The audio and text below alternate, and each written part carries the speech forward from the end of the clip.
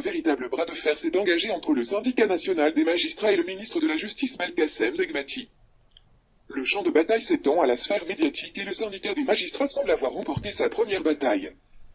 La grève a connu un taux de suivi de 96%. Un communiqué publié en cette fin de matinée par le syndicat national des magistrats indique que l'appel à la grève lancé par la même organisation a été très largement suivi. Le communiqué évoque un taux de suivi de 96% à l'échelle nationale, ce qui contredit les informations diffusées ce matin par certains porte-voix du régime ayant annoncé l'échec de l'action entreprise par le syndicat.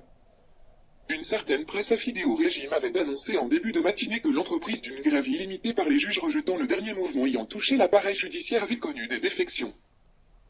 On avait même publié la déclaration d'un membre du Conseil national représentant les magistrats de la Cour de Tindouf ayant annoncé son refus de rejoindre l'action entreprise par le syndicat des magistrats. Le syndicat précise que le juge en question va être traduit devant le Conseil de discipline tout en soulignant que les magistrats de la Cour de Tindouf lui ont retiré leur confiance. À l'origine de cette brouille entre les juges et le ministère de la Justice, le mouvement annuel des magistrats.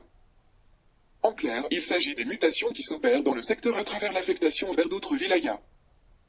Le mouvement opéré cette année est inédit en termes d'ampleur. Près de 3000 magistrats sont concernés.